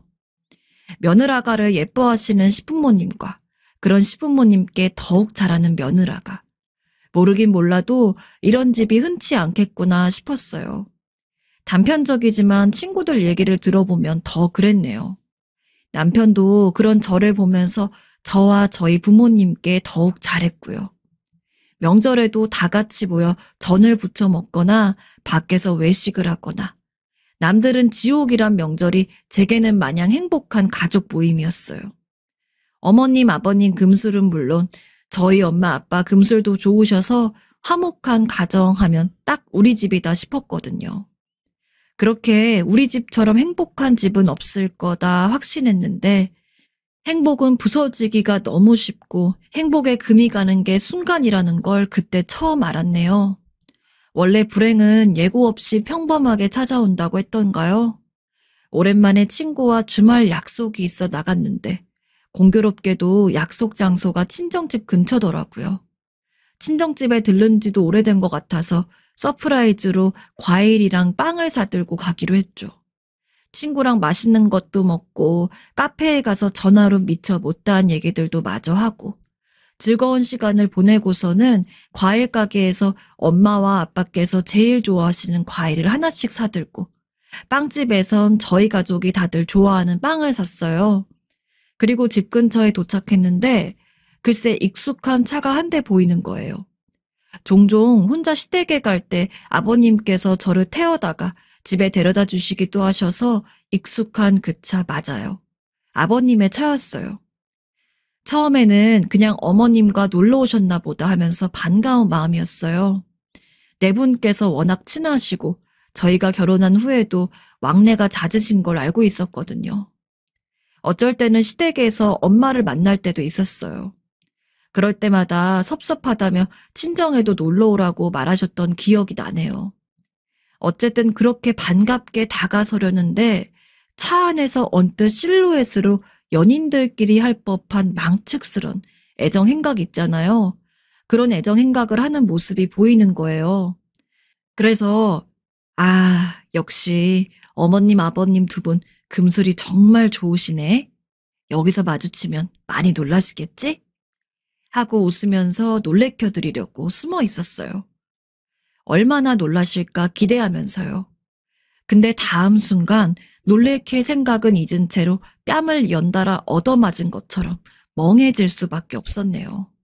너무도 당연하게 어머님이 타고 계신 줄로만 알았던 옆자리에서 다른 사람도 아니고 저희 엄마께서 내리셨으니까요. 너무 당황스럽고 혼란스러워서 이게 뭐지? 내가 잘못 본 건가? 엄마가 왜 저기서 내리시지? 설마 아닐 거야. 꼬리에 꼬리를 무는 의문점과 함께 멍하니 정신줄을 놓고 그저 바라만 봤네요. 아니기를 바라면서. 그런데 아니라고 하기엔 너무도 명확하게 스킨십을 하는 장면을 봐버려서 스스로 합리화도 못하겠더라고요. 도저히. 그렇게 아버님 차가 떠나고 거짓말처럼 웃고 있던 엄마와 눈이 마주쳤네요. 뭐야? 지금 내가 본 게 맞아? 지수야. 엄마는 저와 눈이 마주치자 웃음기 어린 기색을 지우고는 당황한 기색이 역력한 얼굴로 절 보시더니 대뜸 네가 생각하는 거 아니다. 아니야. 뭐가 아닌데 내가 무슨 생각을 하는데? 일단 엄마 말을 들어봐. 정말 오해야 지수야. 그냥 잠깐 아빠 때문에 상의할 게 있어서. 상의? 무슨 상의? 아빠 핑계대지 마, 엄마. 엄마는 상의를 그딴 식으로 하면서 해? 대체 어떤 상의를 해야 그렇게 스킨십을 하는 건데? 그딴 짓이라니. 지수야, 일단 들어가서 얘기하자. 응? 동네 시끄러워. 들어가서 천천히 얘기를 들어보면 너도 됐어. 내가 지금 엄마랑 무슨 얘기를 해. 이렇게 말도 안 되는 소리만 하는데. 그리고 그게 듣는다고 이해가 되는 행동이야? 지수야, 엄마는 정말 실망이다, 엄마. 아빠는 엄마가 이러는 거 알아? 진짜 둘 다 해도 너무하네. 그저 말도 안 되는 변명. 하나부터 열까지 다 말도 안 되는 말로 횡설수설 하시는 걸 계속 보고 있을 수가 없었어요. 제 눈이 옹이구멍도 아니고 제가 본 게 대체 뭐가 아니란 말인지. 아니 차라리 제 눈이 옹이구멍인 편이 나았을지도 모르겠네요. 그러면 최소한 그런 장면을 볼 일도 이렇게 마음이 복잡할 일도 없었을 테니까요. 아무튼 정말 더는 한마디라도 듣고 싶지도 않아서 무작정 집으로 왔네요. 집으로 와서도 내가 환각을 본 게 아닌가, 잘못 봤던 게 아닌가를 한참을 고민했어요. 집으로 그냥 들고 온 과일 봉지와 빵 봉지만 아니었으면 그렇게 믿고 싶을 정도로 충격적이었네요. 옆에서 남편이 무슨 일 있었냐고 묻는데 고지곳대로 답을 해줄 수가 없어서 그냥 둘러댔어요. 아니야, 아무것도. 뭐가 아닌데, 얼굴 낯빛이 너무 안 좋은데? 남편은 계속 제 얼굴 상태를 보고 분명 무슨 일이 있다며 의심했지만 전 아무런 말도 하지 못했어요. 남편에게 상의할 수도, 친구에게 털어놓을 수도 없는 일을 나 혼자만 안다는 건, 그날 약속을 잡지 말걸. 집에 가지를 말걸. 모르는 게 약이란 말이 이럴 때 쓰는 거구나 느꼈어요. 그 어느 집보다도 행복해 보였던 우리 집이 더는 행복해 보이지가 않더라고요. 그동안 내가 본 건 모래성이나 다름없는 허상이었구나를 뼈저리게 느꼈어요. 그래서 그날은 낮 동안 내내 정신이 빠져서 지냈던 것 같아요. 평생 깨지도 않던 그릇을 깨질 않나, 물을 쏟질 않나. 사람이 너무 큰 충격을 받으니 어떤 것에도 집중이 안 되더라고요. 그날 내내 아버님과 엄마에게 몇 번 전화가 왔었지만 무시했어요. 나중에는 거절하고 무시하는 것도 짜증스러워서 아예 전화를 꺼뒀던 것 같네요. 정말 받을 가치가 없어 보였어요. 내내 정신이 없었는데 저녁쯤 되니까 좀 진정이 되면서 정신이 들려고 하더라고요. 근데 나갔던 정신이 돌아와도 도저히 어떻게 해야 할지 모르겠는 거 있죠. 아직도 그 장면만 생각하면 화가 머리 끝까지 나는데 어머님, 남편, 아빠 그 누구에게도 말할 용기가 안 났어요. 내 말 한마디면 우리 두 가정, 아니 세 가정은 갈라지다 못해 갈기갈기 찢길 텐데 내가 감당할 수 있을까? 머리 끝까지 화가 난 상태에서도 너무 뻔하게 미래가 그려지더라고요. 그래서 거꾸로 생각하면 나만 입을 다물면 이 허상이라도 유지될 텐데 입을 다물어야 할까? 나만 입을 다물면 되는 건데 나만 하는 말도 안 되는 생각까지 들었어요. 결론이 나지 않는 고민을 계속 붙잡으며 하다 보니 일말의 억울함까지 들더라고요. 왜 잘못을 저지른 건 두 사람인데 저와 다른 가족들이 고통스러워져야 하는지. 그리고 제가 무슨 선택을 하든 전 고통스러울 거라는 것도 참 슬펐어요.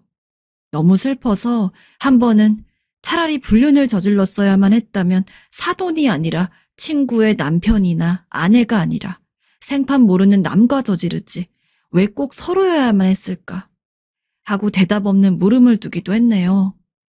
무슨 대답을 들을지 무서워서 진짜 하지는 못했지만요.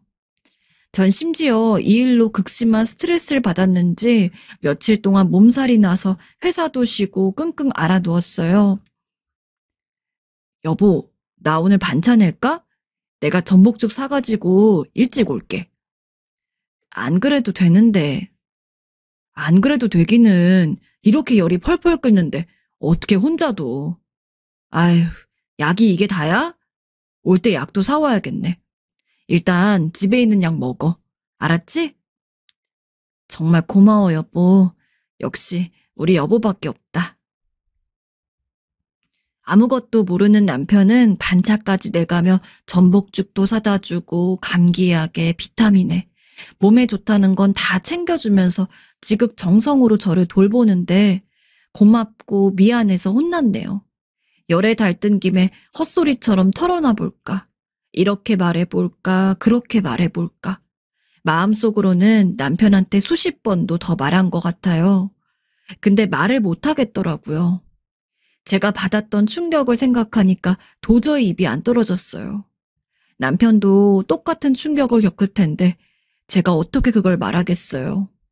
먼저 겪어봐서 얼마나 아픈지 아는데 어떤 방향으로 생각을 해봐도 말을 해야 한다는 쪽으로 도저히 결론이 나지 않아서 나온 결론인데 일단은 두 사람을 떼어라도 놓아야겠더라고요. 떼어놓고 나서 어떻게 하든 말든 해야지 손을 놓고 있다간 큰일이 날 것 같고 그렇게 마음을 먹고 나니 한결 몸도 가벼워진 것 같았어요. 거기서 하루쯤 더 지나니 몸이 완전 괜찮아지더라고요. 고민이 좀 해결이 되어서 그랬던 것 같아요. 그래서 망설일 것도 없이 제가 먼저 아버님과 엄마에게 연락했어요. 잠깐 만나서 얘기 좀 하자고. 더 질질 끌어봤자 좋을 게 하나도 없을 것 같기도 했어요. 살면서 이렇게 떨린 적이 있었나 싶을 만큼 떨렸던 것 같아요. 머릿속으로 무슨 말을 해야 할지 몇백 번은 더 시뮬레이션 해보고 간 것 같네요.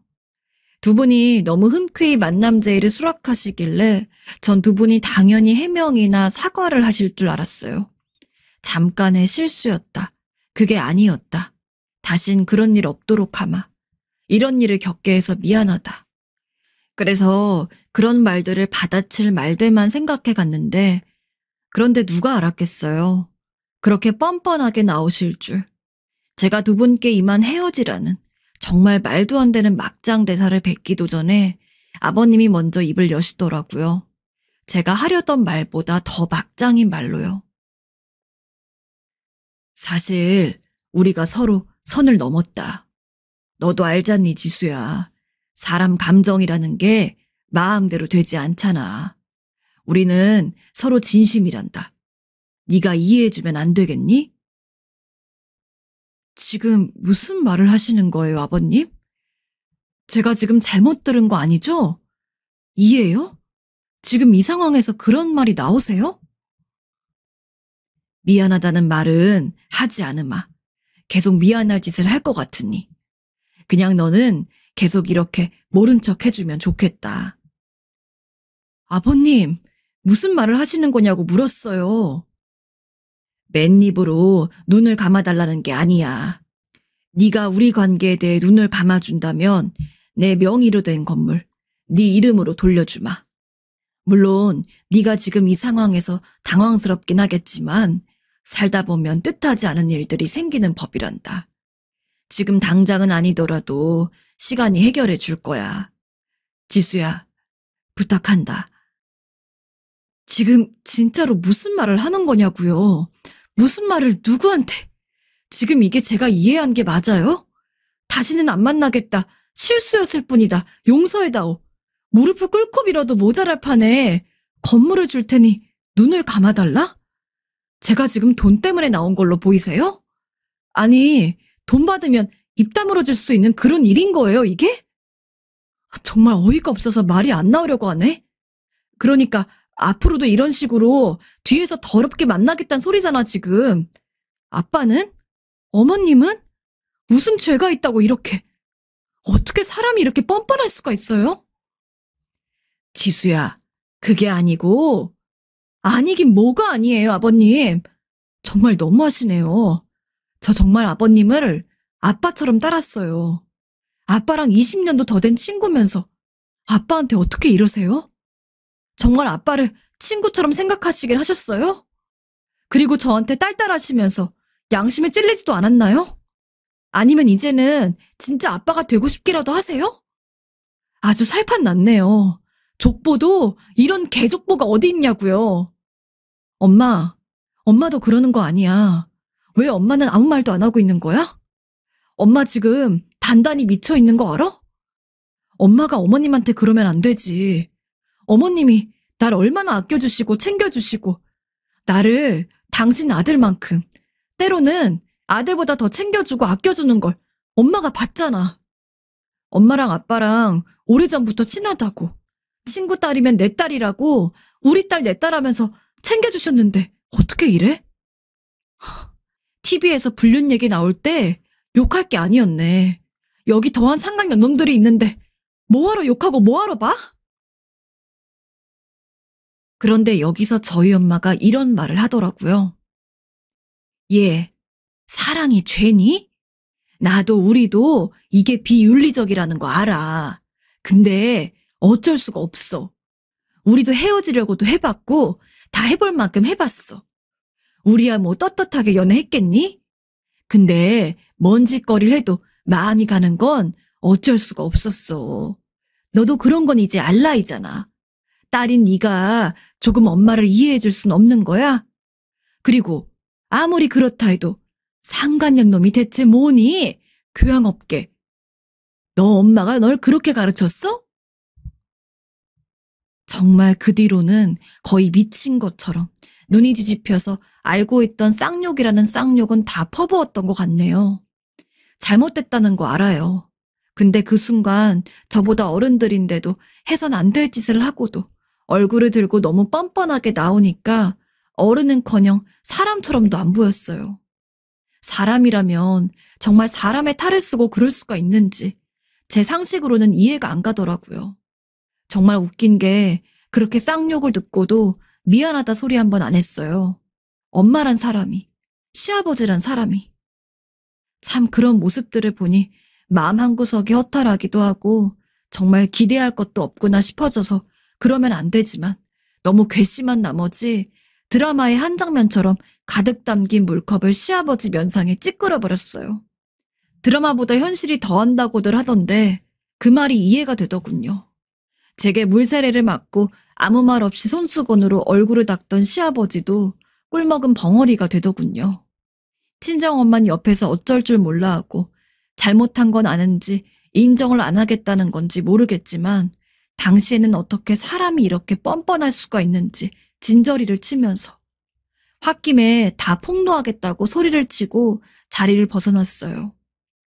엄마가 손을 뻗어서 나가려는 제 팔을 잡기도 했지만 악을 쓰면서 뿌리치고 나왔네요. 무슨 짓을 하든지 눈 하나 깜짝 안 하니까 아주 악에 받쳐서 다들 진실을 알고도 그렇게 당당하게 굴 수 있는지 보자. 그런 마음이었던 것 같아요. 그런데 분노가 식고 나서 보니까 말처럼 쉽게 털어놓을 수가 없더라고요.